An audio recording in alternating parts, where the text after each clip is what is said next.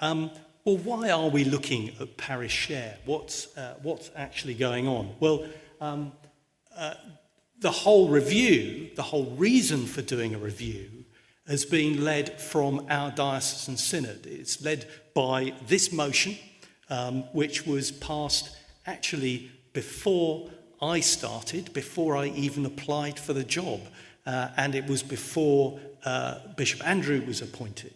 And actually both of us were tasked by our synod when we arrived in order to pick up the reins and to look at the parish share system in the context of this concern.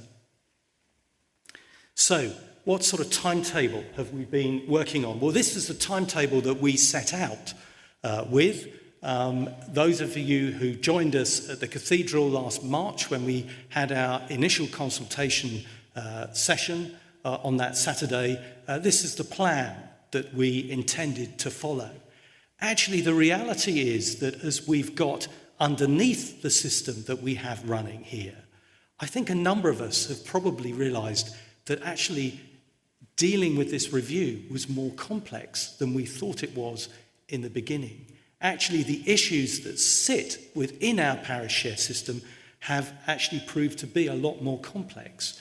And it is taking us more time to be able to work through this properly and not to try and cut corners and just jump to a simple solution, but actually really ensure that we come up with answers that match against that original ambition by and challenge by Synod. So this is the timetable that we are now following. And today, this evening, this is the second of this type of evening that we're running. We're at a point where we've done a lot of work. We've actually come up with a model. And what we're doing this evening, as we did last week, is consulting. We're actually saying, well, look, this is how it might look if we were to go ahead with this model. What do you think? What's the feedback? So there will be opportunity for group sessions and discussion, open discussion and opportunity to ask questions as we go through the evening. We will then go on to a Bishop's Council and then Diocesan Synod in June and feed back to them where we've got to and make a decision as to whether in principle we move ahead. But let's be clear, we will not be implementing any change before financial year 2019. So there is plenty of time yet to be able to get under and get into the detail. Just to say, we will be sharing the slides that we have this evening. They'll be put up on the website. We videoed the evening last week. We're videoing this evening. It will all go up. It will all be available. We're trying to be as open and sharing as much information as we can. So what does our parish share mean here in the Diocese of Guildford? Well, as many of you will know, our diocese is actually the most reliant on parish share in the Church of England, with 94% of our income coming from parish share. Because as a Diocesan Board of Finance, as a diocese, we actually have the fewest historic investment assets. We have virtually none here in this diocese. However, our financial strength, and we are seen by the national church as being financially strong, it's because our financial strength actually lies in our parishes. So despite not being able to subsidise parish share from other diocesan income streams, our parish share as a percentage of the total aggregated PCC unrestricted income across our diocese is actually one of the lowest in the country at 39%. It's a really bizarre combination. It is not what you would expect. The diocese that is the most dependent on today's church paying for today's church actually has one of the highest levels of unrestricted income in proportion to its parish share across the Church of England. I know it doesn't feel like that in many parishes, but when you look at an aggregate level, that is the position we are in as a diocese. And even with our high collection rate, of 98.7% for parish share. And thank you to all of you here who work so hard in order to ensure that that parish share is actually paid and collected. Even though we have that very high collection rate, we've got an annual total shortfall of £174,000 in this current financial year in our budget for those parishes which do not pay their parish share in full, which we have to cover by adding it onto the share paid by others. And our parish share in this diocese, therefore, is what business people would call a zero-sum game.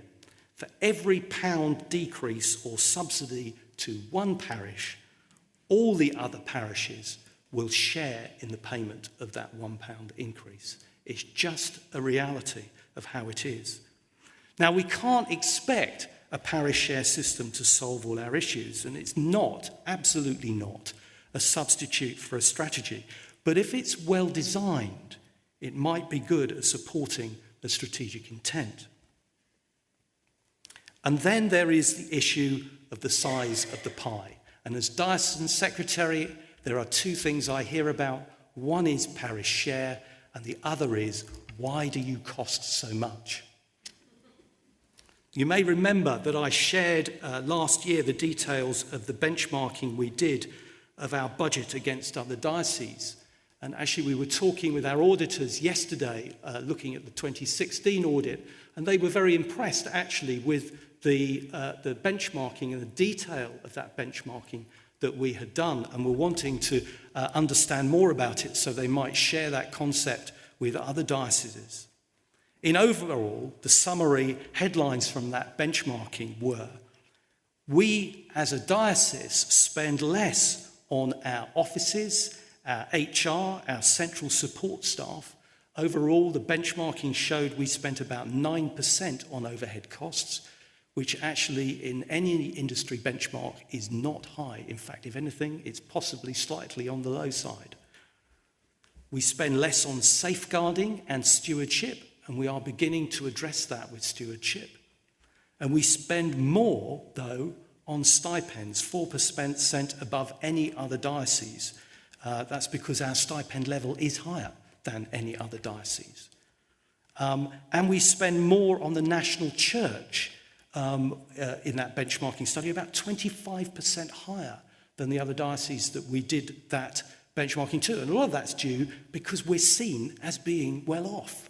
And actually those who have should contribute.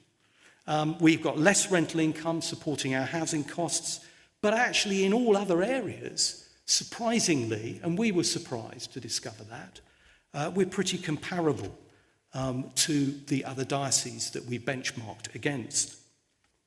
So what's been happening over the last year in the parish share review and the evaluation and design phases of that review? I'll give you a little update on that, which I appreciate some may already have, but I'm keen that we all get onto the same page this evening. Firstly, a parish share review steering group has been guiding our review, and it's made up of representatives from a variety of churches and perspectives from across our diocese. And the group, which has got a good mix of clergy, lay, male, female, etc., it's met very regularly through the evaluation and design phases to analyse the data, to challenge us with the assumptions that the team have been coming up with, and also making recommendations through to Bishops' Council and Diocesan Synod. And we will actually have the review group, those who are here this evening, we've asked them to join us when we get to sort of questions and answers, so that you actually see who that group is, which has been led by our chair of the Diocesan Board of Finance, Nigel Lewis, who's sat down here on the front row. Now, that review group's actually worked extraordinarily hard, and its members have been very generous with their time. There's been more than 24 hours of meetings. I'm not sure that that's a good measure of anything, really, but it's an indicator of the amount of time that has been invested into really trying to get underneath and challenge the work that the team has been working on. But we've got a way to go yet. Secondly, there's been a wide consultation through these earlier phases, from that cathedral day just over a year ago to meetings with various interest groups, resource churches, churches in deprived areas, area deans, other dioceses, the list goes on. We have done a lot of consultation and also, you'll know, quite a wide survey to gather a wide response on the challenges of the current system. Now, all of that has helped contribute to the creation of a set of 8 principles for our parish share system going forward. These, in effect, form 8 tests which our parish share system going forward must satisfy, embracing theological, rational, strategic aims and practical considerations.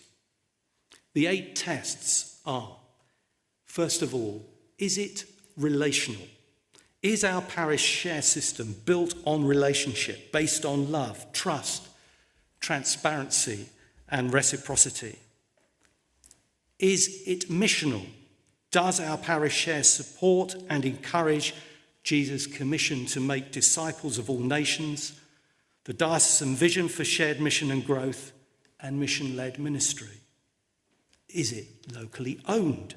Does our parish share encourage local ownership of local needs? Does it promote clear responsibility at a parish level for supporting the ministry it receives? 4, is it weighted according to affluence and poverty of members? Does it recognise effectively the principle that your plenty will supply what they need? Is it transparent and simple? Actually, of all the things we got in feedback was people saying, please make the parish share system transparent and simple. The one we have at the moment is too hard to understand. Number 6, does it encourage gracious and generous giving? Does the parish share model an attitude of joyful giving? Number 7, is it effective? Does it result in the right level of funding in the right areas to support the objectives and priorities of our shared vision for mission and growth across our diocese? And 8, is it explicit about the consequences of non-payment? What happens when parishes can't, or in some cases, won't pay the appropriate share? Now, having created the 8 tests, the review group considered 3 different approaches to a parish share system as they went through the evaluation phase, so as to establish what might the best fit to those 8 principles be for us here in this diocese, so that they could get a better feel for what we needed to work on and model in detail once we got into the design phase. Now, the first approach that we considered was based on what was called ministry and membership. It was in effect an evolution of our current system with a combination of direct and shared costs, but it sought to remove some of the hidden subsidy in our direct clergy costs today. In this approach, each parish would be asked to pay direct costs for their incumbent clergy, a contribution towards all other costs on the basis of a share allocated on membership and an economic indicator, and the shared costs, which included support for other parishes, which would be capped based on a proportion of parish expenditure. The second approach that was considered was called ministry. Now, this was perhaps a much more radical approach, and one that could most clearly be seen not to penalise growth. In this approach, every parish would pay a proportion of the total costs based purely on the number of full-time clergy that they had. The only adjustment would be a high relative prosperity factor in order to reflect areas of wealth and deprivation. So, if we had a cost budget of 10 million across our diocese with 163 parishes, each parish who had a full-time incumbent would pay around about £60,000, albeit that relative prosperity factor would create a range such that 60,000 would become between 45 to 75,000. Now, the third approach that was considered was also quite a radical approach. It was an offer-based approach. And the approach here was based entirely on encouraging generosity, sharing and mutual support, with each parish offering what they might contribute. Now, there are a number of dioceses that have moved in that direction, so it was a very valid system to look at. And it's an approach that mirrors the Giving for Life stewardship model promoted in the diocese for parishes to use with their members. Following some detailed work, the review group evaluated these three approaches to determine which should be taken into the detailed design phase for modelling. And you can see they were evaluated against those 8 tests. Now, the intention had been to only select one approach to go through to the detailed design phase, but after a lot of consideration, both the ministry and membership approach, along with the ministry approach, were selected to go forward. The offer-based approach, whilst it had real strengths in terms of supporting generosity and gracious giving, was considered to potentially introduce just too high a risk for us at this time, not least when, as a diocese, together we are so reliant on parish share collection to balance the books. If, like some other dioceses, we had glebe or endowment income to fall back on, it might have been less of a risk. Nonetheless, the two other approaches, were taken forward into the design phase. Following a very detailed design phase, the review group once more evaluated those 2 options against the 8 tests.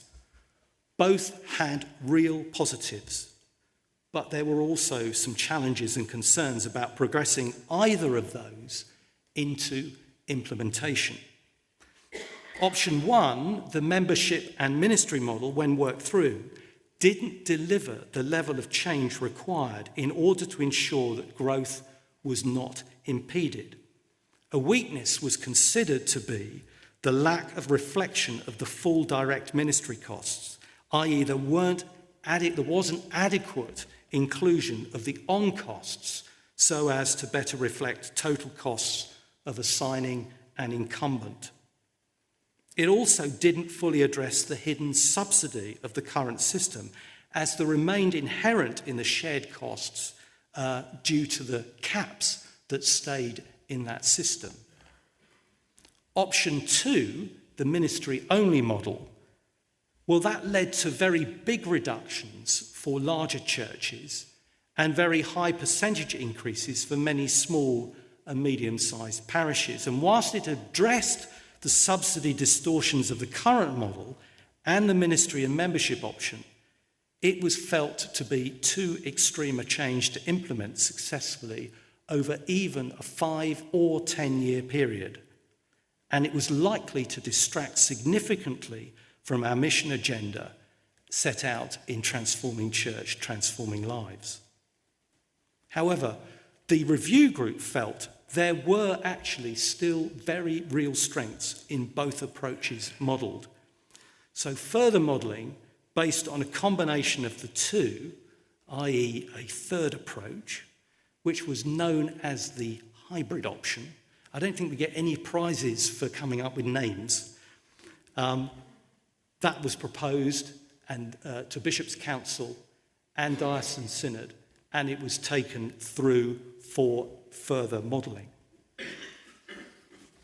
Now, to understand the hybrid model, it perhaps helps to compare it to our current parish share model, which is based on costs for clergy stipend, pension and housing, with all other costs for training, parish development, safeguarding, archdeacons, central teams, education, etc., distributed through the shared costs. around 45% distributed through shared costs of the total 2017 11.7 million budget the parish share collected. However, as we've dug deeper into our current system in this review, it's become very apparent that the system of caps and floors and other local adjustments leads to a significant subsidy that's inherent in our current model. And as a result, many contribute less than the fully attributable cost of a minister, with this cost borne by other parishes as part of shared costs. And they often do that without even knowing they're doing it. And certainly those who are subsidising it don't know that they're doing it. Because in fact, so embedded and iterative is this churn of money and subsidy in our current system that actually we have found it extraordinarily hard to put an exact figure on it. But what is clear from our more direct cost modelling as we've gone on through the process is that this subsidy churn is at least £1 million. Of course, as Bishop Andrew absolutely rightly explained, providing intentional financial support to those who need it is right and proper, and we should make provision for that. But the reality is that our current formulas lead to many distortions and a significant lack of transparency of who is paying for what, such that, as I've said, many who are receiving a subsidy are not even aware of it. So the hybrid model is based on what you are getting, which includes a proper range of on-costs such as clergy training, archdeacons, parish development, support, stewardship, etc. And what you're giving, national church, central admin costs, supporting our education team and community engagement work. It also uses a relative affluence factor for the allocation of shared costs, which is a new factor. It's based on Experian data. It seeks to, the model itself seeks to strip out the subsidies, creating instead a support fund of over £500,000, which can be treated on the basis of investment for growth rather than a lifebelt of subsidy. In this model, every parish pays full average costs for its clergy, and in the initial modelling, this was done on the basis of 62,000, with a share of the support costs in addition. So what would a move to the hybrid system look like overall? Well, this graph shows the change to the hybrid model against our current 2017 net parish share, i.e. the net parish share after we've applied the caps and subsidies for all 163 parishes. The parishes along the x-axis have been sorted by size of change, not size of church. Two very different things. Any change that you implement to our parish share system, as I said earlier on, will have winners and losers because our parish share system is a zero-sum game. So it's inevitable that you see a curve of this nature. But the whole aim of this review is to ensure that we have a parish share system that doesn't impede growth. That's an ambition we need both in the long term and also as we think about how we might go through an implementation.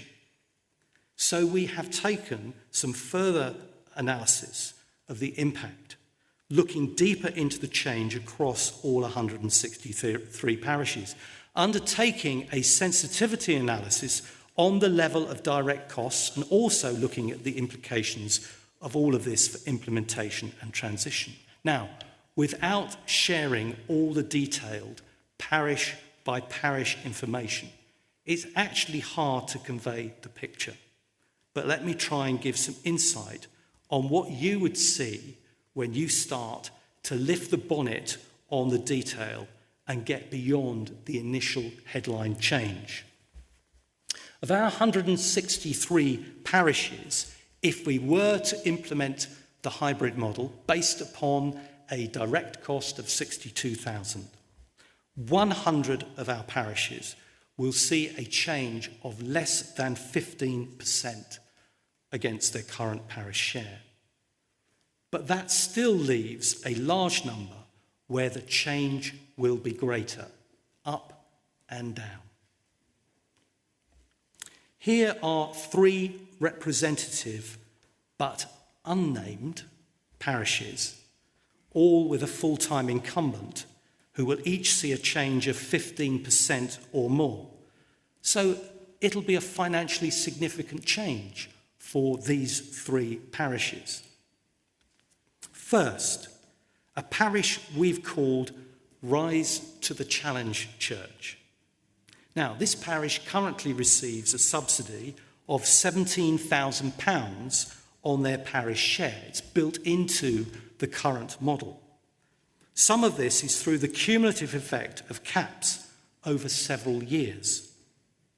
Now, they're a church that's based within quite an affluent parish boundary. They're at 1.73 on our new relative affluence factor, which has a range of 0.73 to 1.82. The average is sat at 1.5. They're at 1.73. They are above average. They're a medium-sized church with weekly average attendance of 115, according to their their weekly attendance figures from the October count. They've got quite a healthy income, but their giving per member is on the low side at £13 per member per week. Hence, whilst the increase they will see as their subsidy is removed by the new system is of note, it does look like they do have the capacity to rise to the challenge of both paying for what they get and contributing to shared costs. Secondly, a parish we've called a community missional church.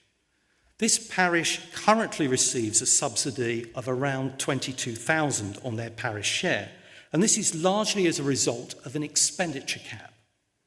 They're a church based within a parish of relatively low affluence, well below average at 1.3 on our relative affluence scale. Remember, the average was 1.5, range 0.73 to 1.82. They're a small-sized church with weekly average attendance of 53. Their income is low, although their giving per member is not bad at £21 per member per week. It may be that continuing with the cost of a full-time clergy long-term is something that needs to be considered. But we also know that this church is very close to a large new housing development already starting to be built. And with this potential and a locally owned vision for that new housing development, this might be the sort of church where investment in terms of financial support from a resource church might release real opportunity. Thirdly, then, a parish we've called Ascending Resource Church. This parish currently has no subsidy. They're a church based within quite an affluent parish boundary. They're 1.69 on the relative affluence factor, so quite high up. They're a large-sized church with weekly average attendance of 200, but they've got a very healthy income, largely because they have a high giving per member of £31 per week. They're currently planning to lead a church plant for which they need to hire extra resource, which they will need to fund themselves. Under the new model, they'll pay like everyone else for what they get and also contribute healthily due to their attendance size and affluence to shared costs. But overall, they would see a reduction in their parish share, thus enabling them to invest in resourcing growth through a new church community. But surely I can hear you say, there's more challenge than that. You're making it sound very simple and very straightforward. Well, as you can see, about 60 of these parishes would be okay. Many of them would have a reduction. Around another 50 or so would face an increase which is probably achievable for them if phased in over a transition period of say, 3 years. It's anticipated, when you look at the figures, that these parishes would largely be able to rise to the challenge with the right support for stewardship campaigns, and particularly when awareness is raised of how they're currently being subsidised within the existing model. That leaves the final group of parishes on the left, for whom there would be the greatest impact, reflecting that many of these receive significant subsidy in the current model. Now, we've drilled down into this group also, but it's worth saying they are by far not all characterised by being small.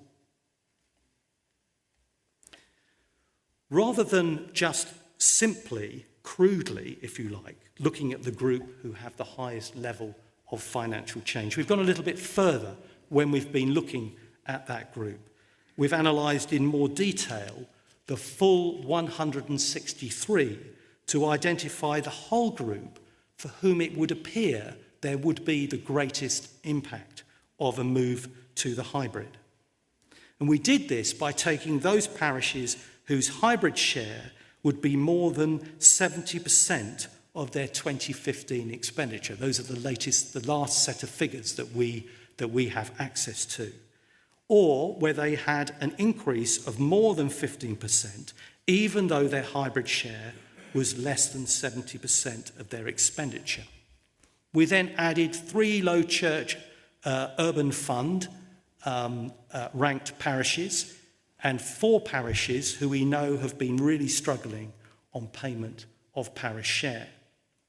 We then removed those parishes who were in a united benefice where the whole parish share would be less than 70% of the whole expenditure.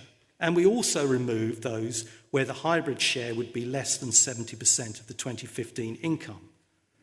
That left us with around 40 parishes who we can consider will have the greatest impact from a change of system to the hybrid.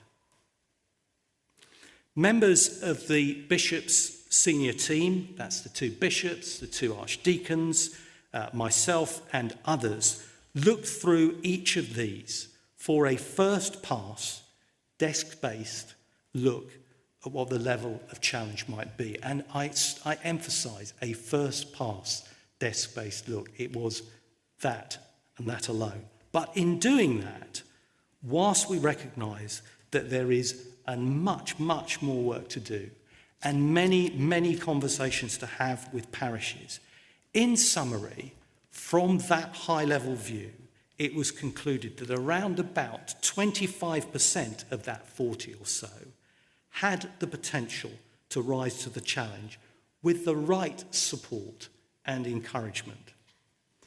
Around 10% of those 40 or so are currently either in or about to enter vacancy, with parish reorganisations being explored and discussed already, that have the potential to accommodate the impact if we were to move to a new system. Around 35% of those parishes, largely due to their location, being in areas of poor deprivation or social need, were considered to be parishes where we are very likely to choose, with good reason, to need to provide ongoing financial support from the share element so as to reach those communities. The remaining 30% or so of parishes are parishes where there will be need to do more exploration of options and plans for those parishes, thinking about, is there a need for a reorganisation or a partnership? When might that happen? What's the time frame? Etc. I mean, all of that would require very, very careful planning and one-on-one consultation with parishes. That needs to remain work in progress and consideration for implementation plans if this model is taken forward. But could we help this group and others if we made changes to the level of direct ministry cost? You've talked about it being 62,000. What if it was a different figure? Well, if we did that, would we lose the integrity of the proposed model? Would we distort the give and the get approach? Well, to look at that, we modelled with the review group several changes in the direct ministry cost and settled on a move from 62,000 to 55,000, which we believed could be achieved by reallocating items such as safeguarding, vacancy cover, lay training, and a portion of the parish development and evangelism costs from direct costs to shared costs. On balance, the review group felt the integrity of the model was retained with this shift of around 5% of shared costs, a balance of 65% direct and 35% shared. That's from how we were before, where it was 70 and 30. So what happens to our curve of change when we apply the 55k? Well, it's much as you'd expect, really. There's a reduction overall in the level of change. It's not actually a totally linear change, as inevitably the move from direct to shared costs leads to an increase for some. But for our 3 sample churches, the rise to the challenge church would see no change. They would remain at 83,000. The community missional church would reduce their parish share by 6,000 compared to modelled at 62,000. And the sending resource church would increase by 6,000.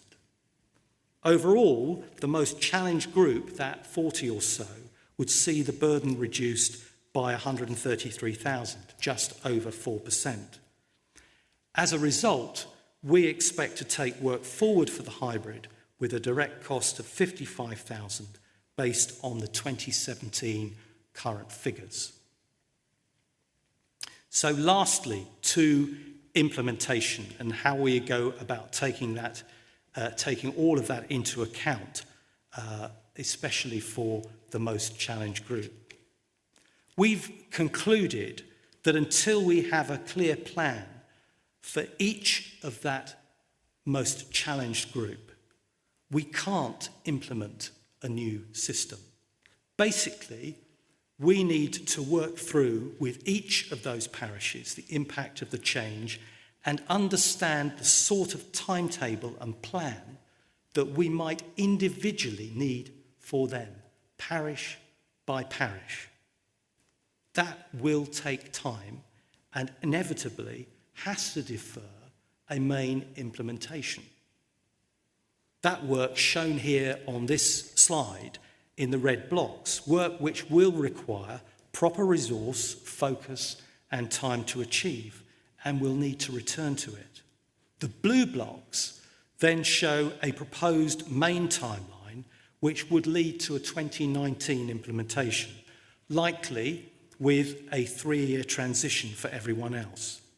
Now, that in itself will require huge amounts of communication and engagement with parishes to get right and ensure we take everyone with us. That requires proper planning. We have no intention of just sending out an email with an attached spreadsheet saying, here you are, guys, this is it. That's not the way we want to do things. So in terms of next steps, gathering feedback this evening from these sessions is actually really important, as we need to prepare now a paper for Bishops' Council and for Diocesan Synod discussion in June, where they will make a decision on whether we do or don't adopt the hybrid model for 2019, providing that plans for the most challenged can be worked through effectively over the next 12 months. Now, I know all of this represents a huge amount of change, and there is a lot to take in. Overall, the review group, which includes representatives, as I've said, from small and large churches, feel that the hybrid model has an enormous amount to offer. It's got a good grounding in biblical principle, it is transparent, and it is understandable, we believe. And it also removes the hidden subsidies of our current system. And above all, it has the potential to support and encourage growth, which was the ambition that we set out with. But change is never easy. And we know that this journey is one that will require a great deal of support from every parish. We haven't got any intention of stepping away from our role in that, and certainly no intention of leaving any parish feeling unsupported.